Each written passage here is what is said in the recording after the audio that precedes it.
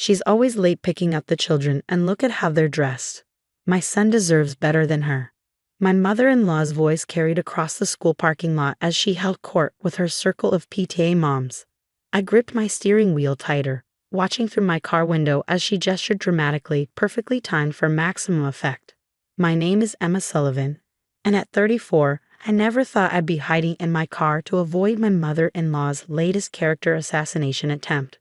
But here I was 5 minutes early for pickup, as always, listening to Patricia Wilson tear down everything about my parenting. The worst part, my husband James was away on a month-long business trip, leaving me to deal with his mother's escalating campaign against me alone. Did you hear she lets them eat store-bought snacks?" Patricia's voice dripped with disdain. "In my day, we made everything from scratch. These modern mothers just don't understand proper nutrition." I watched as the other mothers nodded sympathetically, completely buying into her performance. These were the same women who, until Patricia's arrival 3 months ago, had been my friends. We'd organized school bake sales together, arranged playdates, shared parenting tips. Now they looked at me like I was somehow failing my children. Patricia had moved to our town after her husband's passing, claiming she needed to be closer to family. What she really meant was she needed to be closer to my children, close enough to scrutinize every parenting decision I made. The bell rang, and I stepped out of my car, holding my head high as I walked past Patricia's group. My twins, Sophie and Lucas, burst out of the school doors, their faces lighting up when they saw me. "Mommy." They ran toward me, backpacks bouncing. I hugged them tight, breathing in their familiar scent of crayons and playground dust. "Grammy Pat."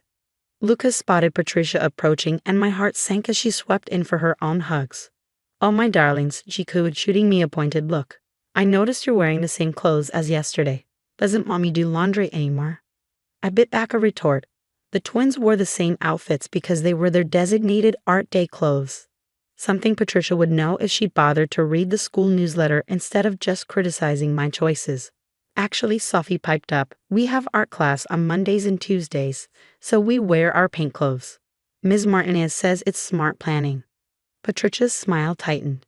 "Well, I suppose that's one way to look at it. Though when your father was young, I always made sure he had fresh clothes every day, no matter what activities were planned." The drive home was tense, with Patricia following us in her car. She'd invited herself over for dinner, again claiming she needed to ensure the children were getting a proper meal. As I prepared dinner, organic chicken, roasted vegetables, and quinoa, though Patricia would surely find fault with it, I overheard her in the living room with the twins. "Doesn't Mommy ever help with your homework?" she asked, her voice carrying deliberately to the kitchen.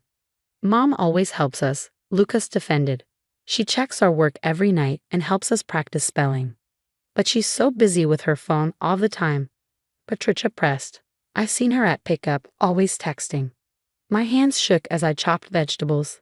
That texting was me managing my successful freelance graphic design business, which allowed me to work flexible hours and be there for my children. But Patricia had already decided I was a distracted, modern mother more interested in social media than parenting. The next morning, I dropped the twins at school, only to be called into the principal's office. My stomach churned as I sat across from Principal Martinez, wondering what Patricia had done now. "Mrs. Sullivan," she began, her expression serious, "I've received some concerning reports about your children's home environment." My heart stopped. "What kind of reports?" "Several parents have expressed worry about the children's well-being. They've mentioned inadequate clothing, nutrition concerns, and claims of neglect." I felt the blood drain from my face. Let me guess. Patricia Wilson is behind these reports. Principal Martinez's expression remained neutral, but I saw a flicker of recognition in her eyes. "We take all parent concerns seriously, regardless of their source." "Of course," I said, fighting to keep my voice steady. "But I assume you've also observed Sophie and Lucas yourself. Their academic performance, their social interactions, their overall well-being." She nodded slowly. "That's actually why I called you in today. I've been reviewing their records, and I have some questions about their recent achievements." My heart sank further. Had Patricia's campaign actually convinced the school I was an unfit mother? "Mrs. Sullivan," Principal Martinez continued, "are you aware that Sophie's reading level is 2 grades above average? And that Lucas's recent science project was selected for the district showcase?" I blinked, confused by her tone. Yes, we read together every night, and Lucas is passionate about science. We converted part of the garage into a learning space for their projects. A small smile appeared on Principal Martinez's face. The reason I'm asking is that I've been documenting your children's progress since these concerns were raised. I have 3 months of detailed observations, academic records, and teacher reports. She pulled out a thick folder. Would you be interested in reviewing this documentation with me? I think it tells a very different story than the one being spread around our school community. For the first time in months, I felt a glimmer of hope. Principal Martinez hadn't called me in to accuse me. She called me in to help. As we went through the folder, I saw page after page of positive reports.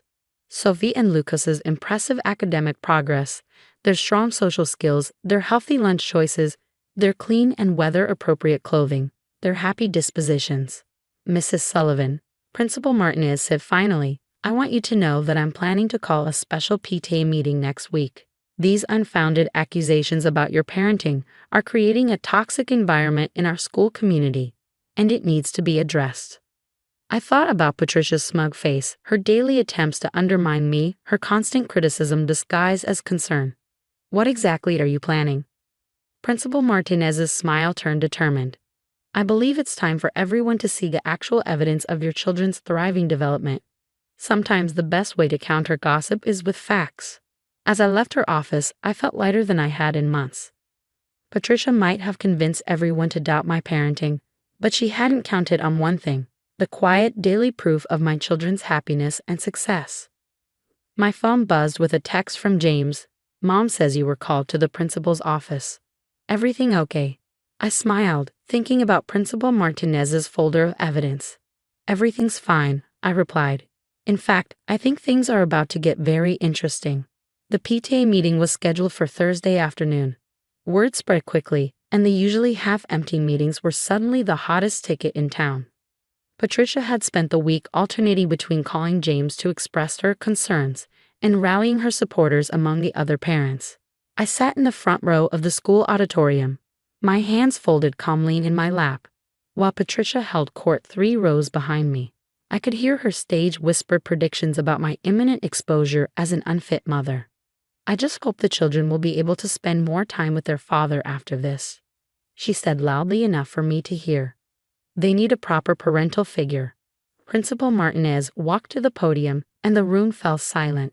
She carried the same thick folder I'd seen in her office, now accompanied by a laptop and projector. Thank you all for coming, she began. We're here today to address some serious allegations that have been circulating about one of our parents. Rather than letting rumors persist, I believe it's time to look at the facts. Patricia shifted smugly in her seat. I remained still, watching as Principal Martinez pulled up the first slide. These are Sophie and Lucas Sullivan's academic progress charts for the past 3 months. The graphs showed steady upward trends in every subject. As you can see, both children are excelling academically. Sophie's reading comprehension is particularly noteworthy. She clicked to the next slide. This is Lucas's science project that won the district showcase. The judges were particularly impressed by the detailed research and hands-on experimentation, all conducted in the family's home laboratory. Photos appeared of the learning space I created in our garage with its microscopes, educational posters, and carefully organized project materials. I heard murmurs of surprise from the parents. Moving on to the concerns about nutrition, Principal Martinez continued, pulling up images from the school's lunch monitoring system. The Sullivan children consistently bring balanced, healthy lunches. Our school nutritionist has specifically commended their meal variety and portion sizing. Patricia's voice cut through the murmurs. Anyone can pack a good lunch for show. What about their obvious signs of neglect? Principal Martinez's expression remained professional, but I saw a glint in her eye. I'm glad you brought that up, Mrs. Wilson. Let's discuss the children's overall well-being. She played a video compilation from school events showing Sophie and Lucas actively participating in class, playing with friends, and enthusiastically sharing their achievements. Their clothes were clean and appropriate, their smiles genuine, their interaction with me natural and loving. These are not children showing signs of neglect, Principal Martinez stated firmly. These are children who are thriving under attentive, thoughtful parenting. The room had grown very quiet. I could feel Patricia's supporters shifting uncomfortably in their seats. Furthermore, Principal Martinez added, I have statements from all of Sophie and Lucas's teachers. She began reading excerpts praising their politeness, their enthusiasm for learning, and their strong support system at home. Mrs. Sullivan has never missed a parent-teacher conference, their homeroom teacher's statement read. She's actively involved in their education while encouraging independence and creativity. I finally turned to look at Patricia. Her face had lost its usual superior expression, replaced by something between shock and anger. The other parents were pointedly avoiding her gaze. In light of these facts, Principal Martinez concluded, I want to make something very clear. This school does not tolerate bullying, not among students and not among parents. The spreading of malicious rumors stops today. As the meeting adjourned, several parents approached me, offering awkward apologies for believing Patricia's accusations. My former friends looked especially ashamed, remembering how quickly they turned against me. Patricia stood alone, her carefully constructed narrative crumbling around her. As I walked past, she grabbed my arm. This isn't over, she hissed. James will hear about how you orchestrated this whole thing to humiliate me. I gently removed her hand. Actually, Patricia, James has already heard everything. I called him last night. Her face paled. You what? He's been watching the whole meeting via video call, I said, holding up my phone where James's face appeared on screen. Would you like to speak with him? James's face on the phone screen was a mixture of anger and disappointment as he looked at his mother. Mom, we need to talk, he said, his voice firm. Patricia took an involuntary step backward, her carefully maintained composure finally cracking. James, darling, you don't understand. I was only trying to protect the children, she stammered, but James cut her off. I've watched everything, Mom. The meeting, the evidence, and I've been getting reports from the neighbors about your behavior for weeks. I just didn't want to believe it. I excused myself, leaving Patricia to face her son's disappointment alone. Outside the auditorium, Sophie and Lucas were waiting with their after-school club supervisor. Their faces lit up when they saw me, completely unaware of the drama that had just unfolded. Mom, can we get ice cream? Sophie asked, bouncing on her toes. We finished all our homework in study club. Looking at their hopeful faces, I made a decision. You know what? Yes. Let's celebrate. At the ice cream parlor, my phone buzzed with messages from James. He was cutting his business trip short, coming home tomorrow instead of next week. We need to handle this as a family, his text read. I'm so sorry, Emma. I should have seen this coming. That evening, after the twins were asleep, I sat in our home office, reviewing the day's events. The learning space in the garage that Patricia had criticized as unnecessary showing off was visible through the window, fairy lights twinkling inside. I created that space because Sophie and Lucas loved learning, not to prove anything to anyone. James called just before midnight. Mom's staying at a hotel tonight, he said, sounding exhausted. She had a lot to say, but mostly excuses. I told her she needs professional help if she wants to remain part of our children's lives. How did she take that? I asked, though I could guess. About as well as you'd expect. She claims we're all against her, that she's being punished for caring too much. He sighed heavily. Emma, I'm so sorry I didn't stop this sooner. The next morning, James arrived home just as I was making breakfast. The twins launched themselves at him, chattering excitedly about their week. I watched him hug them, saw the realization in his eyes of how close his mother had come to damaging our family. Where's Grammy Pat? Lucas asked innocently. She usually comes for breakfast on Fridays. James knelt down to their level. Grammy Pat needs some time to herself for a while. But that doesn't mean she doesn't love you. Is it because she was mean to Mom? Sophie asked, surprising us both. We heard her saying bad things about Mom to other parents. Nothing gets past you two, does it? James smiled sadly. Yes, Grammy Pat hasn't been very nice lately, and she needs time to think about her behavior. Over the next few weeks, our family settled into a new rhythm. Patricia's absence was noticeable but peaceful. The PTA moms who had shunned me gradually returned, shame-faced and apologetic. Some even asked about volunteering in our garage learning space, impressed by what they'd seen in Principal Martinez's presentation. Principal Martinez became an unexpected ally, implementing new anti-bullying policies that extended to parent behavior. Your situation highlighted a gap in our community guidelines, she told me during a parent-teacher conference. We protect our children from bullying but sometimes forget that parents can be just as harmful. A month after the meeting, Patricia reached out through her therapist, requesting a supervised visit with the twins. James and I discussed it thoroughly before agreeing. She's still their grandmother, I said, surprising myself by advocating for her. If she's genuinely working on herself, maybe we owe her that chance. The visit was short and carefully monitored. Patricia was subdued, her usual criticisms notably absent. She brought the twins books about science and art, showing she actually paid attention to their interests rather than pushing her own agenda. "Emma," she said as she was leaving, her voice quiet. I'm sorry. I thought I was protecting my grandchildren, but I was only protecting my own ego. It wasn't a perfect apology, but it was a start. Today, 6 months later, our family has found a new balance. Patricia's visits are still supervised but more relaxed. She's learning to be a grandmother rather than a critic, though she sometimes slips. When she does, James or I remind her gently but firmly of boundaries. The twins continue to thrive. Sophie's reading now 3 grades above level, and Lucas's latest science project won a state competition.